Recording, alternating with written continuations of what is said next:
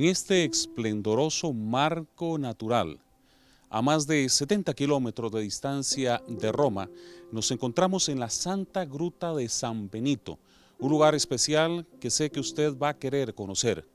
Y para llevarnos a conocer este lugar, vamos a conversar con el Padre Prior Ignacio, quien nos recibe en este lugar esplendoroso y hermoso, la gruta donde San Benito comenzó su vida monástica eremítica.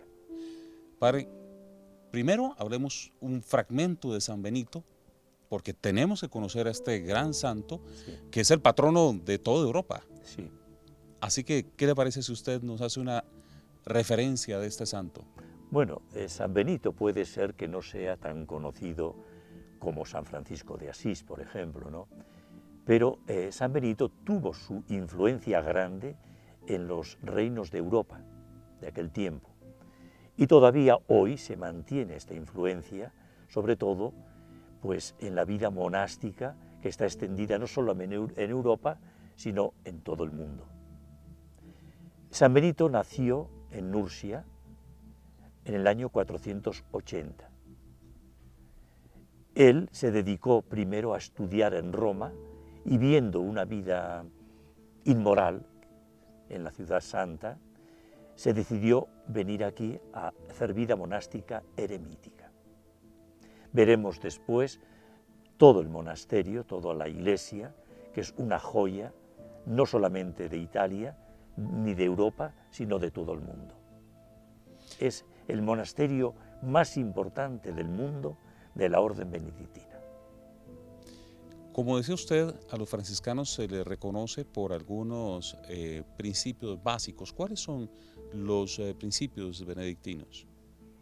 Bueno, la orden benedictina se caracteriza sobre todo en su comienzo por la vida de oración, por la vida de penitencia, una vida dedicada sobre todo a Dios, como dice San Benito en la regla, ¿no? Dedicarse única y exclusivamente a Dios. Los franciscanos se dedicaban más a una vida más en sentido pastoral, por así decirlo. Los benedictinos a la vida de la contemplación. ¿Y las reglas principales de los benedictinos? No, hay una regla, hay 22 ramas benedictinas, las constituciones, que son la interpretación de la regla, cada rama la interpreta a su manera, pero la regla es única. Y lo especial de la regla benedictina, aparte de los 3 votos, es la estabilidad. O sea, los monjes benedictinos, su norma, por así decirlo, es que entran en un monasterio y mueren en el mismo monasterio. ¿Qué le parece entonces, Padre Ignacio, si usted nos muestra esta joya pues, de la historia religiosa de la humanidad? Vamos a conocerla. Adelante.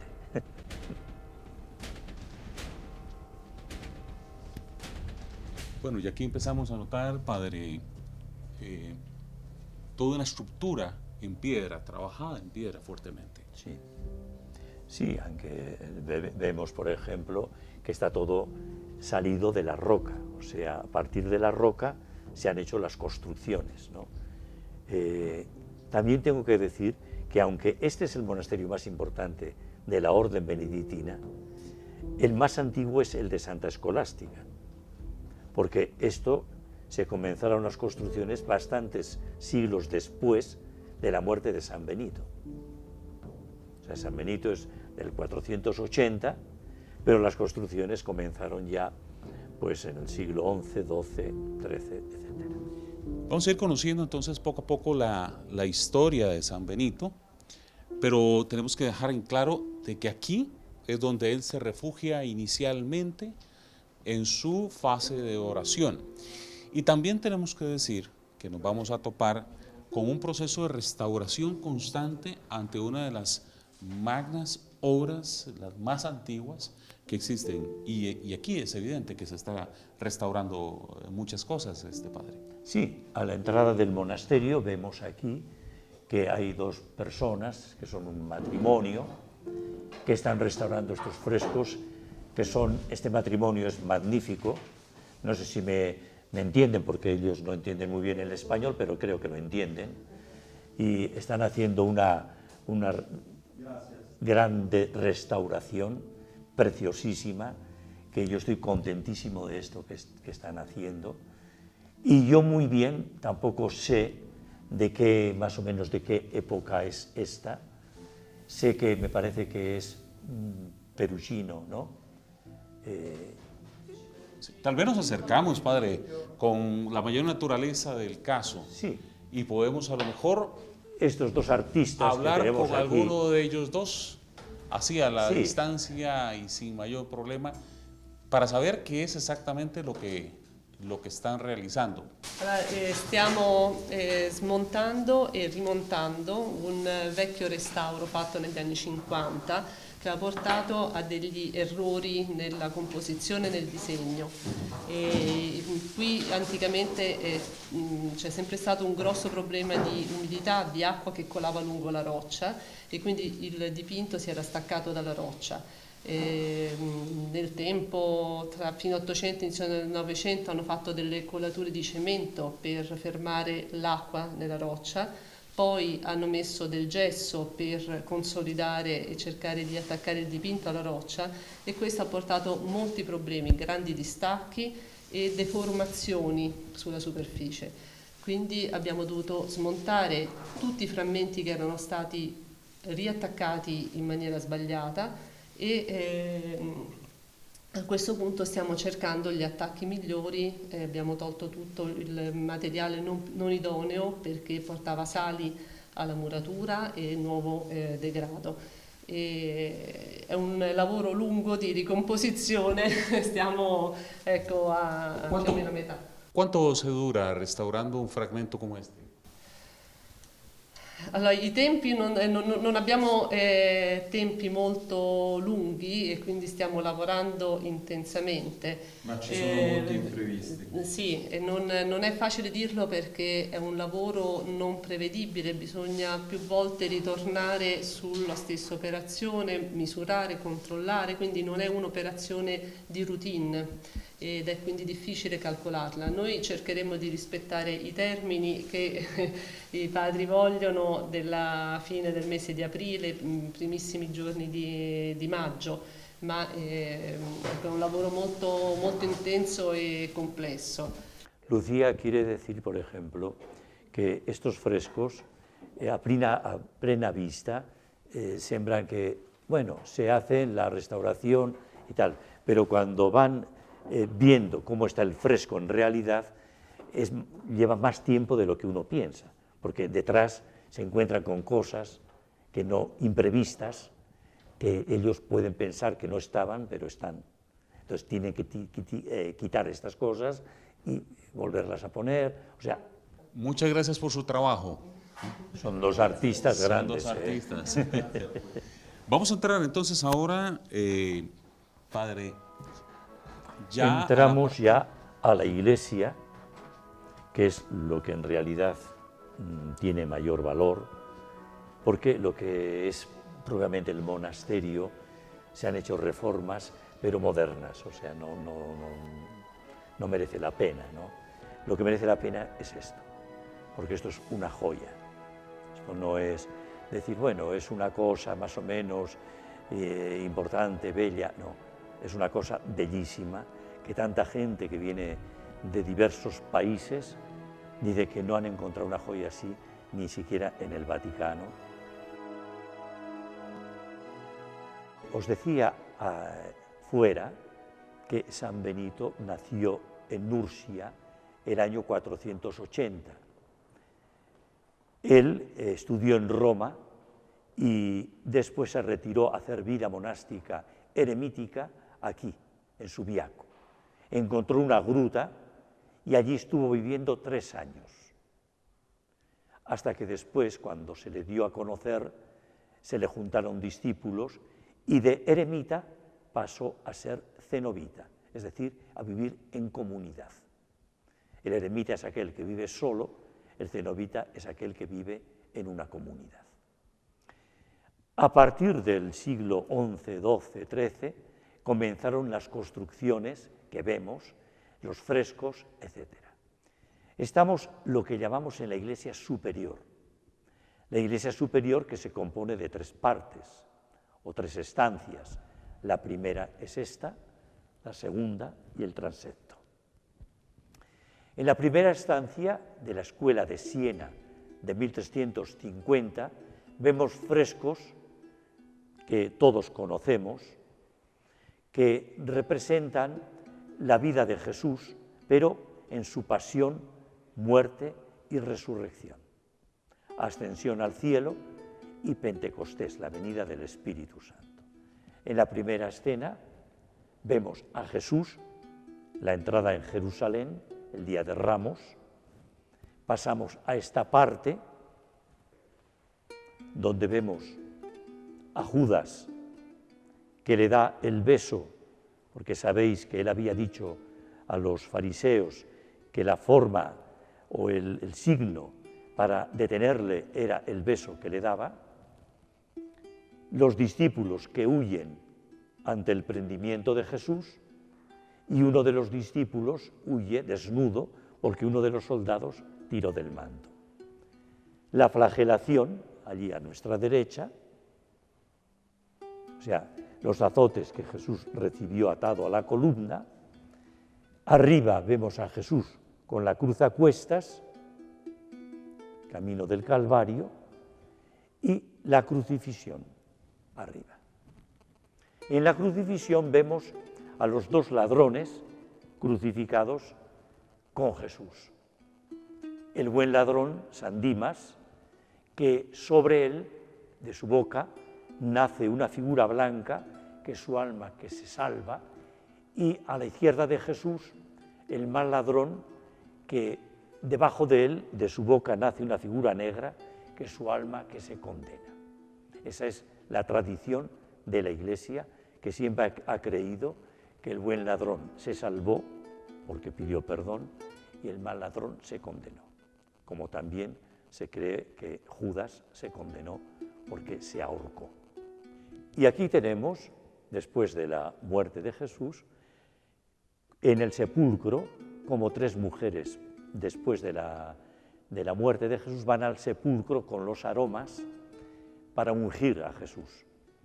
Pero se encuentran que el sepulcro está vacío y que un ángel sentado en el sepulcro les dice que ha resucitado y que va delante de los discípulos a Galilea. Esto es lo que dicen los evangelios. Arriba tenemos a María Magdalena, que sabéis por los evangelios que lo confunde con el hortelano. Si tú has robado el cuerpo, dime dónde lo has puesto. Y él lo llama por su nombre, María, y ella lo reconoce. Y a la derecha tenemos la negación de Tomás. Sabéis que Santo Tomás al principio no creía en la resurrección de Jesús y decía que si no metía la mano en las llagas, si no contaba las llagas de las manos y de los pies, no creería. A los 8 días, nos dice el Evangelio, se apareció Jesús a los discípulos y Tomás estaba allí. Y le dice, mete tu dedo en mis llagas. Él le contesta, Señor mío y Dios mío. Y él le dice, no seas incrédulo, sino creyente. Eso es lo que hoy nos dice también a nosotros. Arriba tenemos la ascensión y la venida del Espíritu Santo, a la otra parte. Tenemos a los 4 doctores de la Iglesia occidental.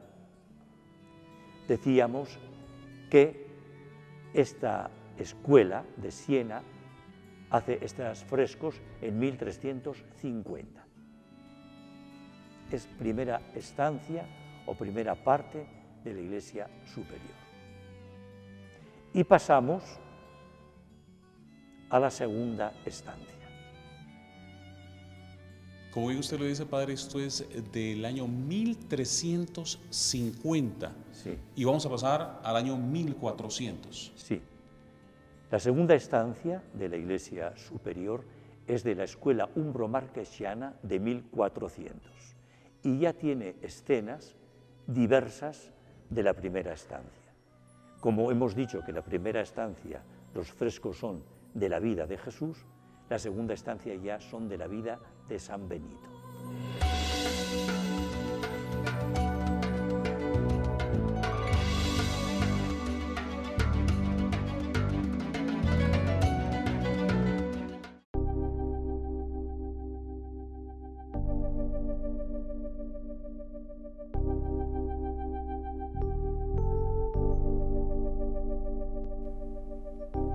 Os decía antes que San Benito comenzó su vida monástica eremita.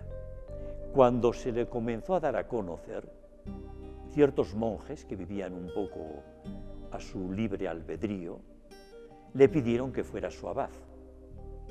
Él al principio se negó, porque sabía que la vida rigurosa que ellos hacían, la vida de penitencia que él hacía, no iba a ser de acuerdo con la vida que hacían ellos. Y aquí tenemos cuando él aceptó ser su abad, los monjes se empezaron a acusar unos a otros porque les exigió una vida de penitencia.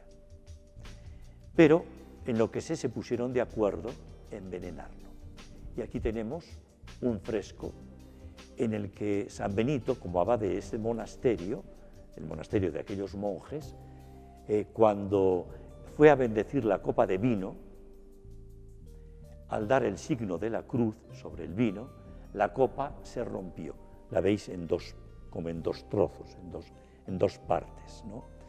Y tenemos diversos hábitos de los monjes que posiblemente representan los benedictinos y los cistercienses que nacen de los benedictinos. A la derecha tenemos un San Benito que pide a los monjes la oración por un hermano que no podía orar cuando comenzaba la oración de la comunidad.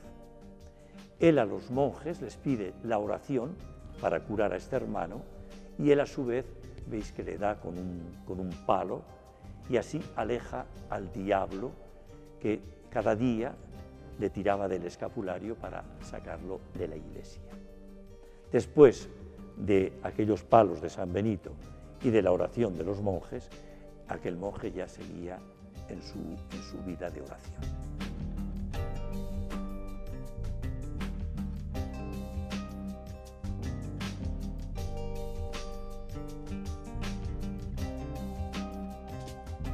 Y en la otra parte de esta segunda estancia vemos la grande, famosa tentación de San Benito. San Benito, haciendo vida monástica eremita en la gruta, se le representó en su cabeza, en su imaginación, una mujer que había conocido en Roma siendo estudiante. Y tuvo una tentación tan fuerte que decidió abandonar la vida monástica para irse en busca de esta mujer. Al darse cuenta de que era una tentación del diablo, se quitó los hábitos y se arrojó a un zarzal y allí, como os dice San Gregorio, pues con este hecho se le pasó la tentación. Esto da a entender que los santos no nacen santos, sino que se van haciendo aún con las tentaciones, con las caídas y con momentos a veces pues, de dificultad. Porque los santos se hacen grandes santos llevando a término las cosas pequeñas. Con cosas pequeñas se hacen grandes santos.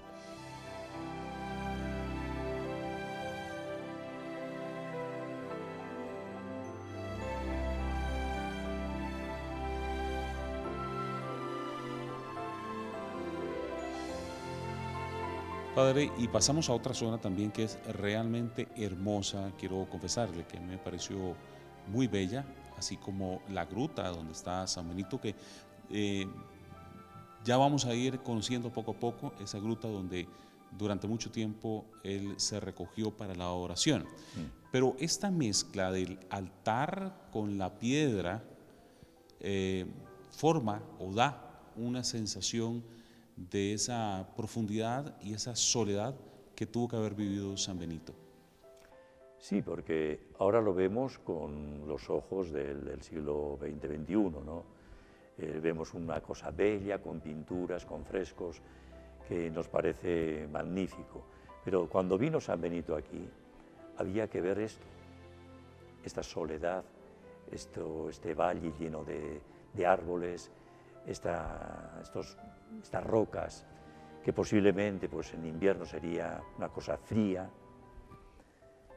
No había pues, las atenciones ni los adelantos que hay hoy, y entonces lo vemos así y nos parece magnífico, ¿no? Pero nos deberíamos trasladarnos al tiempo de San Benito, al siglo V, para vivir como él vivió, ¿no? Entre estas rocas. Aún hoy, cuando a veces celebramos la misa en invierno, de la roca, cuando hay un invierno malo como ha ocurrido este año, de tantas lluvias, de la roca a veces cae el agua aquí. O sea que fijaos, en tiempos de San Benito, pues cómo sería esto.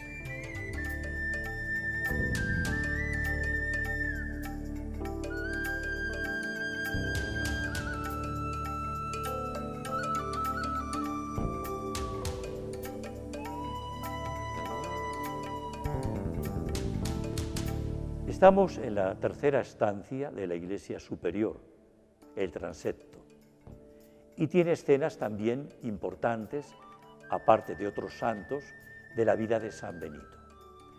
San Benito, sabemos todos que tenía una hermana gemela, Santa Escolástica, que abrazó su misma vida monástica.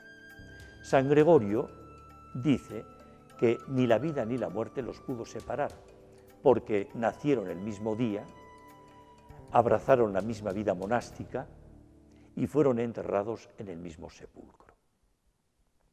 Escenas importantes, importantísimas, que los benedictinos damos nosotros a la vida de San Benito, es esta escena de la visita que San Benito hizo a Santa Escolástica. San Benito, con unos discípulos, visitó un día a su hermana en el monasterio de ella, y nos dice San Gregorio el Papa que estuvieron hablando todo el día de las cosas de Dios. Cuando llegó la noche, San Benito se quiso despedir de su hermana, pero ¿qué pasó? Que ella le pidió que se quedara hablando de Dios toda la noche. Él no quiso aceptarlo porque decía que no podía pasar fuera del monasterio más tiempo, y ella, nos dice San Gregorio, puso las manos, la cara entre las manos y rogó a Dios. Rogó a Dios y vino un tiempo tan fuerte de lluvia, de relámpagos, de truenos, que San Benito no pudo salir del monasterio de su hermana. San Benito echó en cara a su hermana esto y le dijo esta frase tan conocida: que Dios te perdone, hermana, lo que has hecho. Y ella le respondió: tú no me escuchaste y mi Señor me escuchó. Esto podemos decir que es la fuerza de la fe y de la oración.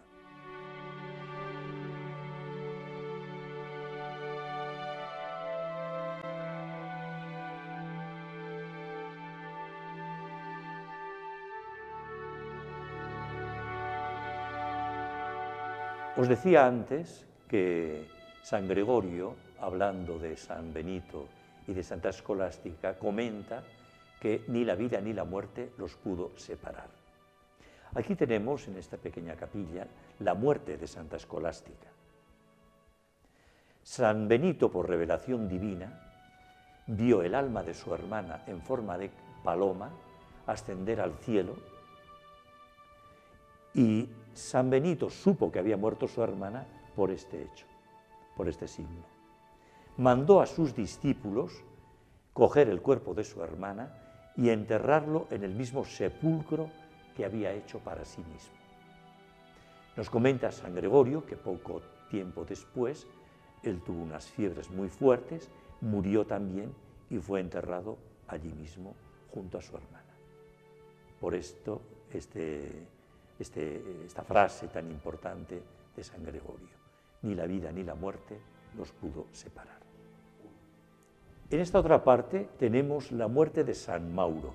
San Mauro fue uno de los primeros discípulos de San Benito. San Mauro, junto con San Plácido, vivió plenamente la vida monástica, cenobítica, junto con San Benito.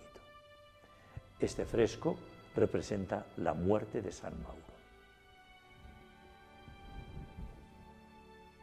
A esta otra parte del transepto tenemos el martirio de San Plácido, pero no el San Plácido, discípulo de San Benito, sino un San Plácido del siglo XIII que en una persecución sarracena murió martirizado junto también con otros monjes y también personas laicas. A nuestra derecha tenemos una mujer que va a ser decapitada, en el centro un monje que le sacan la lengua,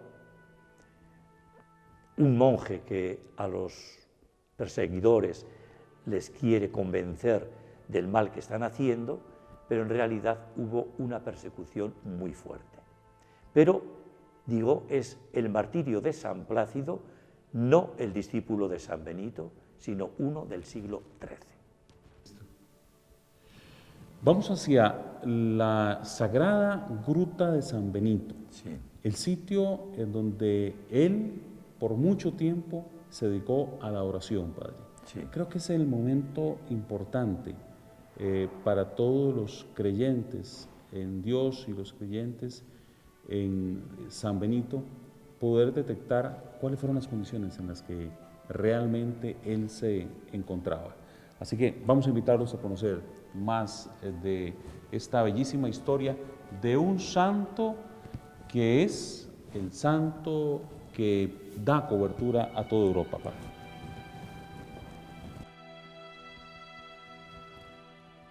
Sabemos que os he dicho arriba que es el patrón principal de Europa por tantas cosas, ¿no?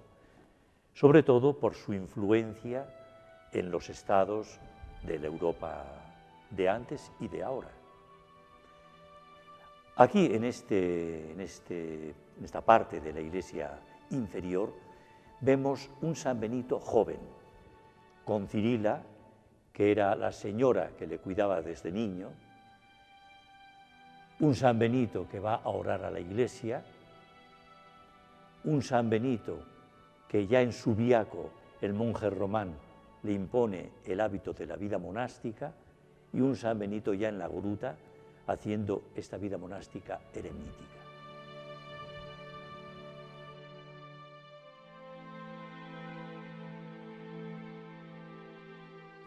También quiero recordar que San Benito posiblemente, por lo menos los monjes lo creemos así, comenzó esta vida monástica eremítica con 14, 15 años. Todos estos frescos son del Magister Consulus de 1270.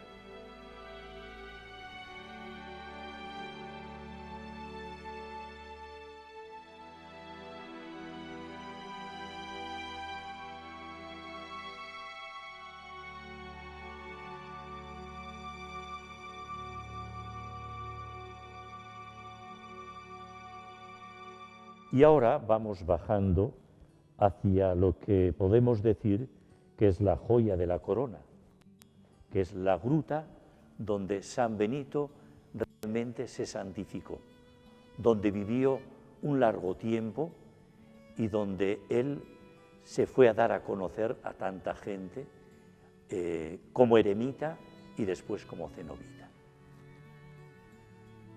Y entramos en la sagrada gruta. Os decía que aquí San Benito comenzó su vida monástica eremítica durante 3 años. Aquí es donde podemos decir probó realmente si servía para ser monje. Una gruta que hoy lo vemos así, bellísimo, con altares, con frescos, con tantas cosas, pero en realidad cuando él vino aquí esto no era tan bello. Pero debemos recordar esa frase que él decía en la regla.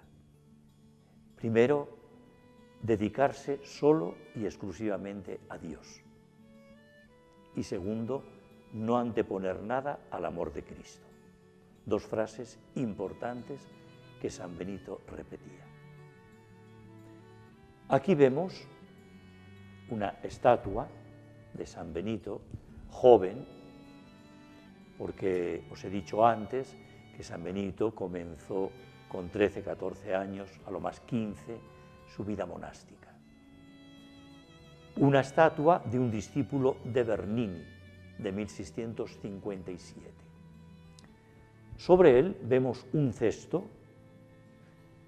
porque este cesto representa el cesto en el que el monje Román le bajaba la comida todos los días.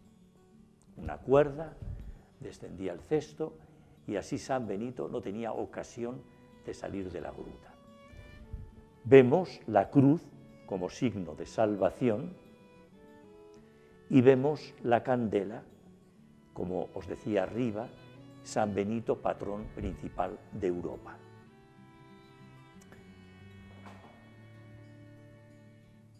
El Papa Juan Pablo II, recordáis todos, nombró unos copatronos, hizo unos copatronos como San Cirilo y San Metodio, Edith Stein, Teresa Benedicta de la Cruz, Santa Catalina de Siena y Santa Brígida. En esta pequeña capilla vemos un altar cosmatesco, con también el pavimento, y alrededor de la capilla unos mármoles de la villa de Nerón. Vemos unos escudos porque estos escudos representan a obispados, abadías, que han ayudado económicamente al mantenimiento del Sacro Especo o del monasterio San Benito de Subiaco, que es en el que estamos.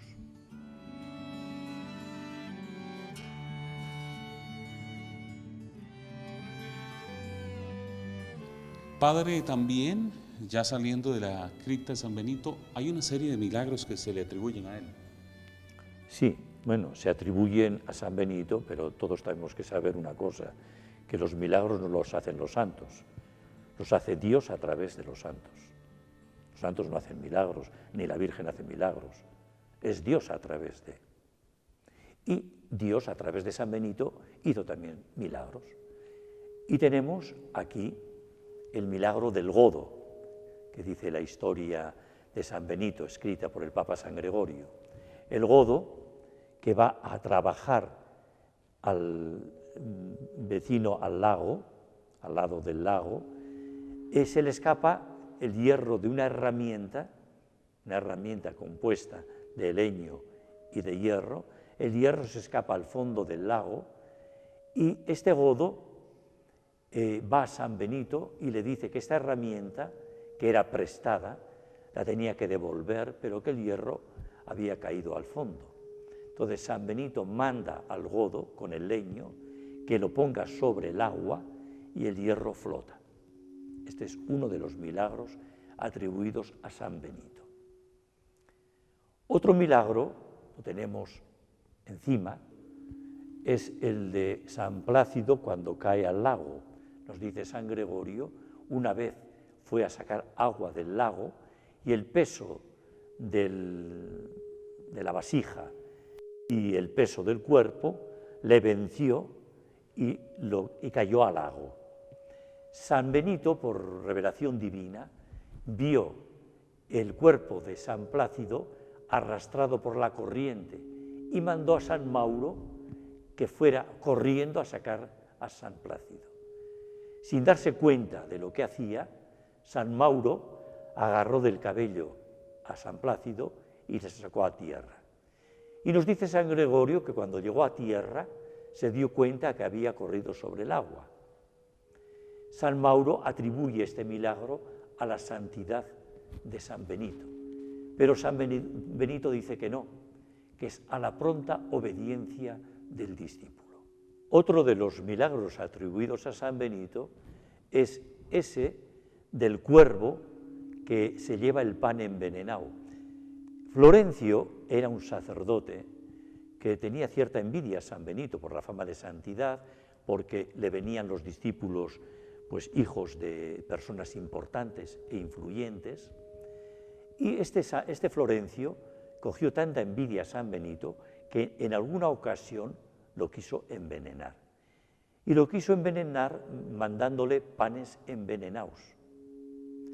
Pero Dios mandaba un cuervo que se llevara el pan envenenado y el pan que quedaba en la mesa era el bueno.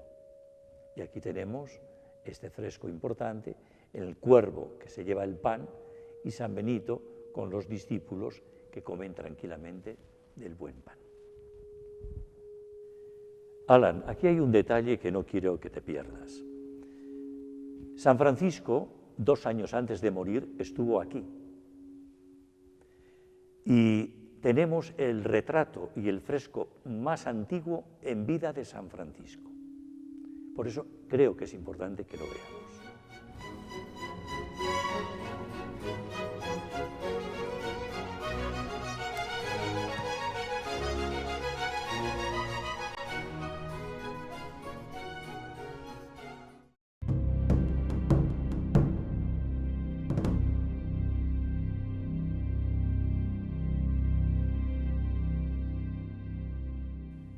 Alan, aquí hay un detalle que no quiero que te pierdas. San Francisco, 2 años antes de morir, estuvo aquí. Y tenemos el retrato y el fresco más antiguo en vida de San Francisco. Por eso creo que es importante que lo veamos.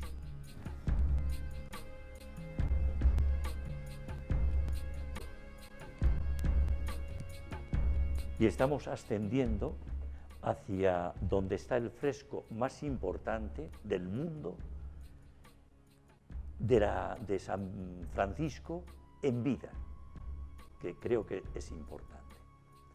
Y pasamos a la capilla de San Gregorio, porque es la capilla de San Gregorio donde se encuentra este fresco. Un fresco que data de 1223. Fijaos qué belleza, qué maravilla. Ya sabemos que está cubierto con un cristal, una protección, porque para evitar las firmas de tantas personas que han pasado por aquí, que han destruido un poco el fresco, ¿no? Pero fijaos qué maravilla de fresco. Y se cree que este fresco es en vida de San Francisco, porque hay 4 detalles que lo demuestran. Primero, que pone Frater Francisco y no San Francisco o San, como hay en tantos santos. Segundo, que le falta el halo de santidad, o sea, esa corona de santo. Tercero, que tiene un ojo más grande que otro, porque se cree que San Francisco murió ciego. Y como aquí estuvo 2 o 3 años antes de morir, cuando estuvo aquí ya mayor, se pensaba ya que ya él veía poco. Y el monje que lo pintó, que está representado abajo, el monje que lo pintó como él lo vio, ya un poco esforzándose en ver mejor, pero en realidad veía poco. Por eso se le ve con un ojo más grande que otro. Y el cuarto detalle es que no lleva los estigmas. Los estigmas a San Francisco le salieron al final de su vida, no como al Padre Pío, que lo llevó durante años, él, al final de su vida, le salieron estos signos de la pasión de Cristo.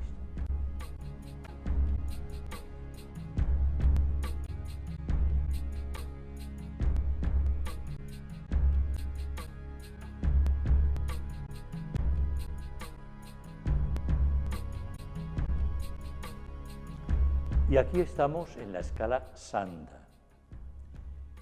Cuando la gente venía a visitar la gruta de San Benito, la entrada era por abajo. La gente, claro, venía, no había escala, no había escalera, y la costumbre de subir rezando de rodillas. Y cuando se puso la escala, aún la gente baja a la capilla de la Virgen y se le ve por las cámaras que viene de rodillas rezando. Bien, a ambas partes de la escala vemos la representación de la muerte. La muerte sobre un caballo blanco que pasa de largo ante los pobres para cebarse en los ricos, para dar a entender que la muerte es para todos. Y a esta otra parte de la escala vemos un anciano que está diciendo a unos ricos, les está señalando 3 sepulcros, que en realidad no es más que uno, diciéndoles que en realidad todos acabaremos así. Es un sepulcro con las 3 fases de la persona, cuando muere, cuando se va pudriendo y cómo acaba, que es más o menos la imagen nuestra. Después de descender de la Scala Santa, estamos en la capilla que llamamos la Capilla de la Virgen. Escenas de la Virgen, por ejemplo, la Virgen cuando nace Jesús, la adoración de los magos, vemos a Jesús, María y José, vemos los santos inocentes, más arriba la huida a Egipto. Escenas importantes que el protagonismo de la Virgen en estas escenas. Esto cuando Jesús era niño. Pero tenemos también escenas de la Virgen sola. Escenas como la misma muerte de la Virgen. Muerte que llama la Iglesia latina, y dormición que llama la Iglesia oriental. La Virgen realmente murió, como nos decía el Papa Juan Pablo II. Aquí vemos a los discípulos, a los apóstoles, con San Pedro a la cabeza y la Virgen muerta. Y a la derecha vemos a los fariseos que pretendían robar el cuerpo de la Virgen y Dios les dejó ciegos, por eso están con los ojos cerrados.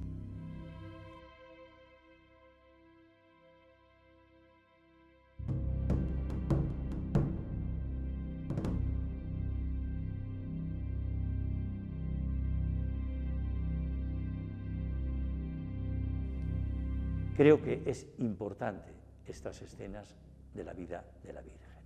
Pero sobre todo quiero recalcar esta escena importante de María, que es la Virgen que acoge bajo su manto a lo que es la Iglesia. Lo que es la Iglesia. Los representantes de la Iglesia, que somos todos y cada uno de nosotros. Ella está con el manto extendido y bajo este manto acoge a todos. Y en esos personajes estamos representados todos, desde el Papa hasta el último bautizado. Hay un canto que creo que sabéis todos: bajo tu amparo nos acogemos. Pues esto es lo que a mí me sugiere este fresco de la Virgen. Todo esto también de la Escuela de Siena de 1350, como la primera estancia de la Iglesia superior.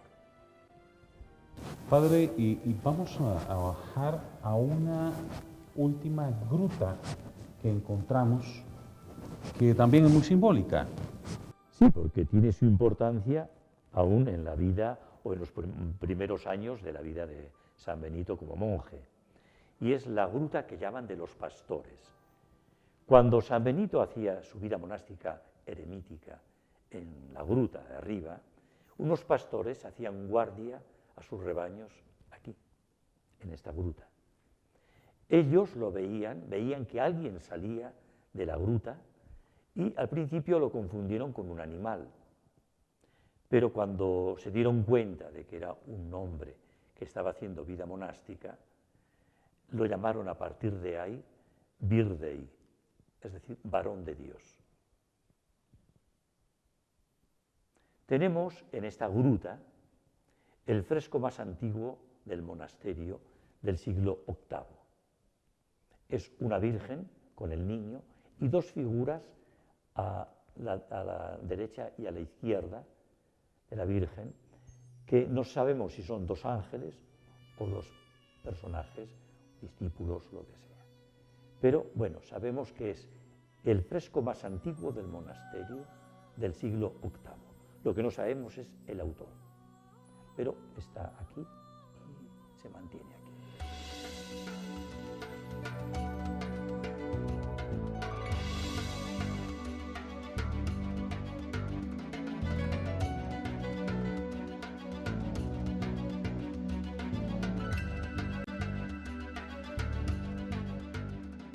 Padre, ¿cómo tenemos que ver en nuestros tiempos los aportes de San Benito? No tenemos que llevar la regla de San Benito al pie de la letra. Tenemos que adaptarnos a los tiempos. Eso los últimos papas lo han dicho también, y aún el Papa Francisco lo está repitiendo tantas veces, que no es necesario estar metido entre cuatro paredes, sino darnos a los demás en una vida también apostólica, pero desde el monasterio, como monje. O sea, yo quiero decir con esto que nosotros somos hijos de San Benito, queremos a nuestro Padre porque seguimos su regla, pero adaptada a los tiempos, a las circunstancias, a los momentos. Yo me recuerdo cuando yo entré al monasterio, generalmente se recibía poca gente, los monjes no hablábamos con las personas, pero hoy la gente quiere escuchar a los monjes y quiere que se les escuche. Eso es importante. En este precioso lugar de Subiaco, a tan solo 1 hora y 30 minutos de Roma, tengo que preguntar, Padre, por ese aporte desde el punto de vista de la fe que nos hace San Benito. Es que no hay otro punto de vista más que el de la fe. Si vemos a un San Benito humano, simplemente humano, pues vemos a una persona joven que se retira aquí a vivir una vida pues más o menos al margen de la gente, pero en realidad lo que él buscaba es, para mí, esta frase tan importante: no anteponer nada al amor de Cristo. Y él es lo que ha vivido y la herencia y el mensaje que nos ha dejado. Yo creo que esto es importante, que debemos hoy entender todos.